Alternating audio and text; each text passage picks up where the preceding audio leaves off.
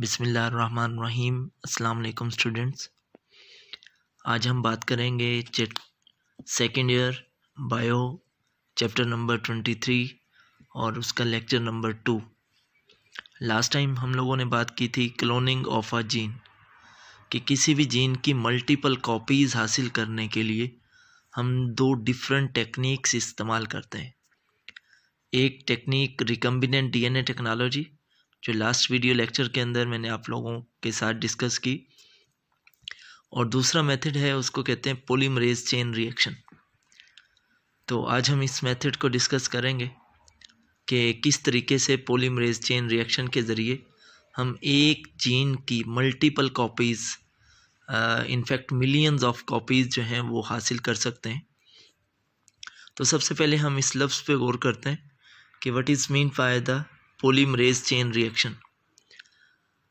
Polymerase chain reaction को जो नाम दिया गया है वो डीएनए पॉलीमरेज की वजह से दिया गया है, क्योंकि इस रिएक्शन के ज़रिए किसी भी डीएनए की मल्टीपल कॉपीज़ बनाई जाती हैं through the action of DNA polymerase. तो क्योंकि इस रिएक्शन में डीएनए पॉलीमरेज इस्तेमाल होता है, तो ये जो लफ्ज़ है पॉलीमरेज का, ये उसी डीएनए पॉलीमरेज को शो करता है।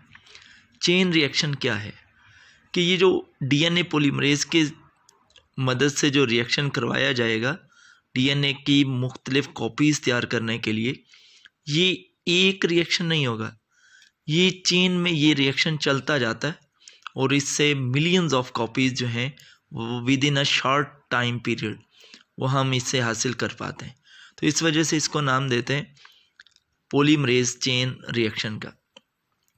मैंने लास्ट वीडियो के अंदर आप लोगों के साथ डिस्कस किया था कि रिकम्बिनेंट डीएनए टेक्नोलॉजी हम तब इस्तेमाल करते हैं जब हमें किसी भी जीन्स की लामहदूद कॉपीज़ चाहिए हों या उस जीन का हमें प्रोडक्ट चाहिए हो।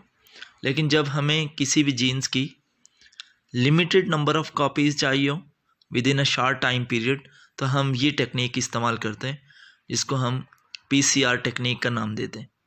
तो इस टेक्निक को सबसे पहले कैरी बी मुलिस नामी साइंटिस्ट ने 1983 के अंदर जो है वो डिस्कवर किया था। इससे पहले जो जीन की मल्टीपल कॉपीज़ बनाने के लिए जो डिफरेंट मेथड्स इस्तेमाल किए जाते थे वो काफ़ी टाइम कंज्यूमिंग थे और एक्सपेंसिव थे, जिसकी वजह से ये जीन की स्टडी है उसके अंदर कोई खातिर खा इजाफा नहीं हो पाया था। तो जब से 1983 के अंदर कैरी बी मुलिस नामी साइंटिस्ट ने ये पीसीआर रिएक्शन को डिस्कवर किया है, तब से हम एक जीन की मल्टीपल कॉपीज़ कम वक्त में हम हासिल कर सकते हैं और उस जीन के स्ट्रक्चर को भी समझ सकते हैं, उस जीन को अपनी स्टडी के अंदर जो है वो इस्तेमाल कर सकते हैं। तो बात करते हैं पीसीआर के हवाले से। तो अभी मैंने बात की कि PCR limited number of copies हासिल की जाती हैं with in a lesser time, क्योंकि पहले जो मेथड इस्तेमाल किए जाते थे वो काफ़ी ज़्यादा टाइम लेते थे और काफ़ी ज़्यादा एक्सपेंस आता था, वो काफ़ी ज़्यादा कॉस्टली थे। लेकिन पीसीआर का जो रिएक्शन है उसकी वजह से हम मिलियंस ऑफ कॉपीज़ हासिल कर सकते हैं लेबॉर्ट्री टेस्ट ट्यूब के अंदर with in a short time. थोड़े वक्त के अंदर हम मिलियंस ऑफ कॉपीज़ हासिल कर सकते हैं। तो अब बात करते हैं कि पीसीआर का रिएक्शन कराने के लिए हमें कौन कौन सी चीज़ें दरकार होंगी। तो वो जो चीज़ें हमें पीसीआर के रिएक्शन में दरकार होती उसको हम नाम देते हैं पीसीआर मास्टर मिक्स का। ये बेसिकली हम लेबॉर्ट्री के अंदर एक टेस्ट ट्यूब के अंदर हम इन तमाम मटेरियल्स को, जो पीसीआर मास्टर मिक्स के कंपोनेंट्स हैं, इनको एक टेस्ट ट्यूब के अंदर इकट्ठा कर लेते हैं। फिर एक मशीन इस्तेमाल करते हैं इस रिएक्शन को करवाने के लिए। उस मशीन का नाम है थर्मोसाइक्लर, जिस मशीन के अंदर हम पीसीआर का रिएक्शन करा के एक जीन की मिलियंस ऑफ कॉपीज़ जो हैं वो हासिल कर सकते हैं। तो देखते हैं कि इसके कंपोनेंट्स कौन कौन से हैं। ये आपकी बुक के अंदर नहीं लिखे हुए, मैंने इसको सही तरीके से समझाने के लिए यहाँ पे अलहदा से इसके कंपोनेंट्स और फिर अलहदा से इसका प्रोसीजर जो है वो एक्सप्लेन किया ताकि आप लोगों को सही तरीके से समझ आ सके। तो पहले बात करते हैं कि इस पीसीआर के रिएक्शन में इसका मास्टर मिक्स बनाने में कौन कौन से कंपोनेंट्स जो हैं वो रिक्वायर्ड होते हैं। पहले नंबर पे टैग पॉलीमरेज। ये डीएनए पॉलीमरेज की एक किस्म है। इसको एक बैक्टीरिया जिसका नाम है थर्मस एक्वेटिकस, इससे हासिल किया गया है।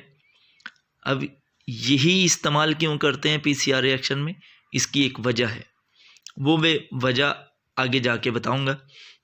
तो पहले नंबर पे हम टैग पॉलीमरेज इस्तेमाल करते हैं। दूसरे नंबर पे हम डीएनटीपीज यानी न्यूक्लियोटाइड्स वगैरह इस्तेमाल करते हैं। और मैग्नीशियम क्लोराइड, बफर, डीएनए का सैंपल जिसके हमने मल्टीपल कॉपीज़ बनानी है, और डीएनए की मल्टीपल कॉपीज़ बनाने के लिए हमें प्राइमर चाहिए होता है, तो वो प्राइमर भी हम इस्तेमाल करते हैं। तो ये 6 तरह के कंपोनेंट्स हैं जो पीसीआर के रिएक्शन को कराने के लिए मास्टर मिक्स के तौर पर इस्तेमाल होते हैं। इसके बाद हम बात करते हैं कि पीसीआर का रिएक्शन कैसे होता है। तो पीसीआर का रिएक्शन जो है उसके प्रोसीजर के अंदर बेसिकली 3 स्टेप्स होते हैं। ये हमारा ओरिजिनल डीएनए है, डबल स्ट्रैंडेड डीएनए, जिसके दोनों स्ट्रैंड एंटी पैरेलल हैं। एक स्ट्रैंड जो है वो 5 to 3 प्राइम है और दूसरा 3 to 5 प्राइम है। तो सबसे पहले हम क्या करते हैं, इनको डीनेचर कराते हैं। डीनेचर का मतलब ये है कि डीएनए के दोनों स्ट्रैंड एक दूसरे से अलग-अलग होंगे। तो वो मशीन यानी जिसके अंदर हम पीसीआर रिएक्शन करा रहे हैं उसको हमने नाम दिया है थर्मोसाइक्लर का। ये लेबॉर्ट्री के अंदर एक मशीन होती है जिसके अंदर हम पीसीआर का रिएक्शन करवाते हैं। उस मशीन के ज़रिए हम अपने ओरिजिनल सैंपल डीएनए को 94 से 95 डिग्री सेंटीग्रेड टेम्परेचर देते हैं, ताकि ये जो डीएनए का डबल स्ट्रैंडेड रीजन है, डबल स्ट्रैंडेड डीएनए है, ये सिंगल स्ट्रैंडेड डीएनए में चेंज हो जाए। तो जब ये double stranded single stranded DNA में चेंज हो जाता है तो इस प्रोसेस को हम नाम देते हैं डीनेचरेशन ऑफ डीएनए। तो ये हमारे पीसीआर के रिएक्शन का पहला स्टेप है, जिसके अंदर हम अपने ओरिजिनल डीएनए को 94 से 95 डिग्री सेंटीग्रेड तक टेम्परेचर देके उसके डबल स्ट्रैंडेड डीएनए को चेंज करते हैं सिंगल स्ट्रैंडेड डीएनए में। तो अभी मैंने बात की थी कि इसके अंदर जो डीएनए पॉलीमरेज एंजाइम हम इस्तेमाल करते हैं उसको टैग पॉलीमरेज कहते हैं। अब ये टैग पॉलीमरेज क्यों इस्तेमाल किया जाता है, क्योंकि इसके अंदर पहला जो स्टेप है उसमें इतना हाई टेम्परेचर दिया जाता है 94 से 95 डिग्री सेंटीग्रेड। अगर इतना टेम्परेचर नॉर्मल किसी एंजाइम को दिया जाए तो क्योंकि उस जिस मास्टर मिक्स के अंदर हमारा ये जो ओरिजिनल डीएनए का सैंपल है उसी के अंदर हमारा डीएनए पॉलीमरेज भी होता है। अगर आम किसी भी बैक्टीरिया का डीएनए पॉलीमरेज इस्तेमाल किया जाएगा तो फिर उस डीएनए पॉलीमरेज के डीनेचर होने का ख़तरा होगा। तो उसका जो स्ट्रक्चर होगा वो टूट सकता है, वो डीनेचर हो सकता है, जिससे वो एंजाइम अपना काम नहीं कर पाएगा। तो एक बैक्टीरिया जिसका नाम है थर्मस एक्वेटिकस, ये तकरीबन 120 डिग्री सेंटीग्रेड तक सर्वाइव कर सकता है। तो इसके अंदर पाया जाने वाला थर्मस एक्वेटिकस पॉलीमरेज जो है, जिसको आप टैग पॉलीमरेज कहते हैं, ये इसका मतलब ये हुआ कि ये 120 डिग्री सेंटीग्रेड को बर्दाश्त कर सकता है।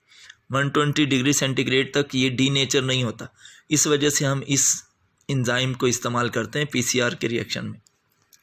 तो ये पहला स्टेप था, इसमें हम अपने डीएनए के सैंपल को 94 से 95 डिग्री सेंटीग्रेड टेम्परेचर दे के उसके डबल स्ट्रैंडेड रीजन्स को, डबल स्ट्रैंडेड जो डीएनए है उसको सिंगल स्ट्रैंड्स के अंदर कन्वर्ट करते हैं। दूसरा जो है उस स्टेप को हम नाम देते हैं एनीलिंग। एनीलिंग कहते हैं कि प्राइमर का सिंगल स्ट्रैंडेड रीजन के साथ जुड़ जाना, क्योंकि ये जो था ये 5 प्राइम था और ये 3 प्राइम और यहाँ से ये 3 प्राइम और ये 5 प्राइम, क्योंकि एंटी पैरेलल स्ट्रैंड थे। अब प्राइमर को अटैच होने के लिए तकरीबन 50 to 56 डिग्री सेंटीग्रेड टेम्परेचर चाहिए होता है। तो फिर ये मशीन उसी अपने अंदर टेम्परेचर को 94 से 95 से कम करके 50 to 56 के दरमियान लाती है, जिससे 2 तरह के प्राइमर जो हैं वो सिंगल स्ट्रैंडेड डीएनए के 3 प्राइम एंड के साथ अटैच होते हैं। अब आप यहाँ पे देख सकते हैं ये 3 प्राइम एंड पे ये एक सिंगल स्ट्रैंडेड छोटा सा प्राइमर जो है वो यहाँ पे अटैच हुआ है, एक प्राइमर यहाँ पे आपको अटैच हुआ नज़र आ रहा है। अब ये प्राइमर जो है जो इधर अटैच हुआ है ये डीएनए के रेप्लिकेशन इस तरफ से करने में मदद देगा, और ये वाला जो है ये बैकवर्ड यानी रिवर्स जो है वो डीएनए की रेप्लिकेशन करवाने में हेल्प करेगा। तो ये जो प्राइमर है ये वाला जो डीएनए की रेप्लिकेशन आगे की तरफ फॉरवर्ड मूव करवाएगा, इसको हम फॉरवर्ड प्राइमर का नाम देते हैं। और ये जो प्राइमर यहाँ पे अटैच हुआ है इसको रिवर्स प्राइमर कहते हैं। तो वो स्टेप जिसमें सिंगल स्ट्रैंडेड डीएनए के साथ सिंगल स्ट्रैंडेड एक शॉर्ट एक टुकड़ा जो है वो अटैच हुआ है, इसको हम इस प्रोसेस को अनीलिंग का नाम देते हैं। तो जब ये हो जाता है इसके बाद हमारा जो टैग पॉलीमरेज है जिसने डीएनए की रेप्लिकेशन करवानी होती है वो आके इधर अटैच हो जाता है, और इससे ये डीएनए की जो न्यू स्ट्रैंड है वो बनता है, और इस निचले स्ट्रैंड से भी डीएनए का न्यू स्ट्रैंड बनता है। तो इस तरीके से डीएनए के एक पहले डीएनए था उससे हमारे पास 2 डॉटर डीएनए जो है वो हासिल हो जाते हैं। इस स्टेप को हम नाम देते हैं इलोंगेशन का, और इलोंगेशन के स्टेप को होने के लिए 72 डिग्री सेंटीग्रेड तक टेम्परेचर चाहिए होता है। इसका मतलब ये हुआ कि पहले डीनेचरेशन के दौरान टेम्परेचर काफ़ी हाई हो जाता है 94 से 95 डिग्री सेंटीग्रेड, और फिर कम होके 50 to 56 डिग्री सेंटीग्रेड तक हो जाता है, और उसके बाद 72 डिग्री सेंटीग्रेड तक पहुंच के ये इलोंगेशन का स्टेप जो है वो कंप्लीट होता है, और एक डीएनए से 2 कॉपीज़ बन जाती हैं। और इसी प्रोसीजर को काफ़ी बार जो है वो रिपीट करके मिलियंस ऑफ कॉपीज़ हासिल की जा सकती हैं। तो ये था हमारा टॉपिक आज का जिसको हमने नाम दिया पीसीआर का, और ये ऐसा प्रोसीजर है जिसको आजकल जो है लेबॉर्ट्रीज़ के अंदर बहुत ही ज़्यादा इस्तेमाल किया जा रहा है। इसकी एक ख़ासियत ये है कि अगर हमारे पास एक बहुत ही लंबा डीएनए हो, बहुत ही बड़ा डीएनए हो, तो अगर हमें उसका कोई स्पेसिफिक पार्ट, कोई सिंगल जीन हमने उसकी कॉपीज़ बनानी हो, तो इस रिएक्शन के थ्रू हम एक बहुत बड़े डीएनए से एक स्पेसिफिक पार्ट ऑफ डीएनए की हम मल्टीपल कॉपीज़ हासिल कर सकते हैं। ये था आज का हमारा टॉपिक पॉलीमरेज चेन रिएक्शन के हवाले से। उम्मीद है आप लोगों को समझ आ गई होगी, और अगर किसी का कोई क्वेश्चन है तो आप कमेंट सेक्शन के अंदर जो है वो आप पूछ सकते हैं, और मैं इसका जवाब देने की कोशिश करूँगा। थैंक यू जी, अल्लाह हाफिज़।